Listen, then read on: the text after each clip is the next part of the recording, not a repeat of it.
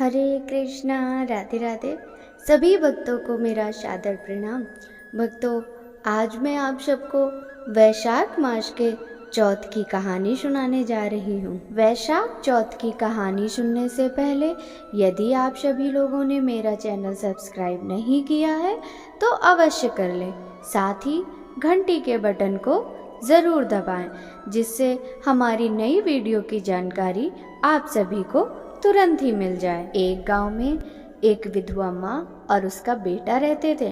वह गायों को चारा खिलाकर अपना भरण पोषण करते थे। उनकी माँ 12 मासी चौथ माता का व्रत करती थी। वे हर महीने विनायक चौथ पर चूरमा के 5 लड्डू बनाती थीं। उनमें से एक चौथाई माता को, एक गणेश जी को, एक गाय को, एक पुत्र को खिलाती और एक स्वयं खाती थी। जब वैशाख के महीने का चौथ था तो बेटा चूरमा देखकर पड़ोसी के घर गया और पूछा तो वह बोली, आज वैसाखी चौथ है इसलिए मैंने चूरमा बनाया है। तुम्हारी माँ हर चौथ पर बहुत सारे लड्डू बनाती है लेकिन खाने के लिए एक ही लड्डू देती है। लड़का पड़ोसन की बातों में बहक गया और अपनी माँ से बोला, माँ तू चूरमा खा ले और मुझे एक ही लड्डू दे, इसलिए चौथ माता का व्रत करना बंद कर देना चाहिए। माँ ने कहा, बेटा मैंने चौथ माता का व्रत रखा है, मैं तुम्हारी सुख शांति के लिए ही व्रत करती हूँ, मैं यह व्रत नहीं छोड़ सकती।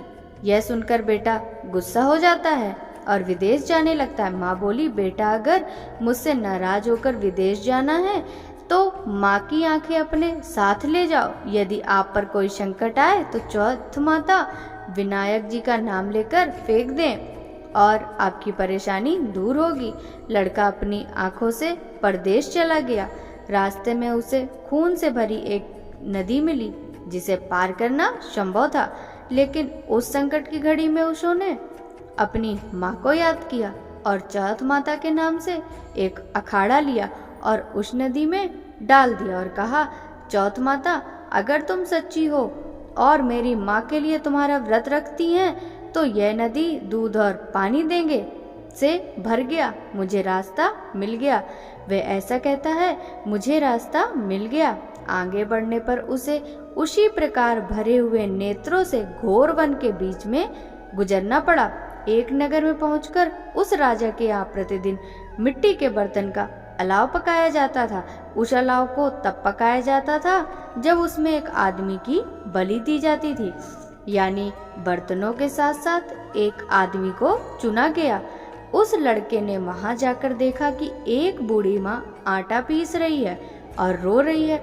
लड़के ने इसका कारण पूछा तो बुढ़िया ने कहा कि आज इस अलाव में जाने वाले मेरे इकलौते बेटे का नंबर है। तब लड़के ने कहा, बुढ़िया माँ तुम जल्दी से खाना खिलाओ, मैं तुम्हारे बेटे की जगह जाऊंगा। मना करने पर भी बूढ़ी माँ नहीं मानी और राजा के बुलाने पर अपना सामान बुढ़िया के घर छोड़ गई। इसके साथ ही उन्होंने उस अलाव में चौथ माता की आंखें और एक गिलास पानी अपने पास रखा। चौथ माता का नाम लेकर बैठ गए। अगले दिन अलाव पककर तैयार हो गया। लोग बड़े हैरान हुए। लोगों ने जाकर राजा को यह बात बताई। तभी राजा ने स्वयं आकर देखा कि अलाव से बर्तन निकाले जा रहे हैं। तभी अंदर से आवाज आई, धीरे से बर्तन हटाओ, मैं अंदर हूँ। तब राजा ने आवाज सुनकर कहा, आखिर तुम अंदर कौन हो, एक भूत या एक देवता? तब लड़के ने कहा, मैं वही लड़का हूँ जिसे तुमने कल अलाव में चुना था। लड़का बाहर आया। बाहर आने पर बूढ़ी माता और राजा के पूछने पर उसने कहा कि यह सब चमत्कार मेरी चौथ माता विनायक जी के व्रत के कारण है। मेरी माता मेरी रक्षा के लिए व्रत करती है। आज उनके प्रताप से मेरा यह घोर संकट दूर हो गया। राजा को विश्वास नहीं हुआ। फिर राजा ने 2 घोड़े मंगवाए। एक पर खुद बैठा, दूसरे पर लड़के को बिठाया और उसके हाथ पैर में जंजीर बांध दी और कहा, तेरी चौथ माँ सच्ची है तो ये जंजीर मेरे हाथ पैर में आ जाए। लड़के ने चौथ माता का ध्यान करके कहा, गणेश कहाँ है? हे प्रभु आप मेरी रक्षा करें। इतना कहते ही भगवान की कृपा से वे जंजीरें राजा के हाथ से खुल गईं। चौथ माता के चमत्कार को राजा, रानी और प्रजा ने अपनी आंखों से देखा। उसी दिन से वे राजा सभी चौथ माता और विनायक जी के परम भक्त हो गए। राजा ने अपनी राजकुमारी का विवाह उस लड़के से करा दिया और उसे बहुत सारा धन वैभव देकर विदा किया।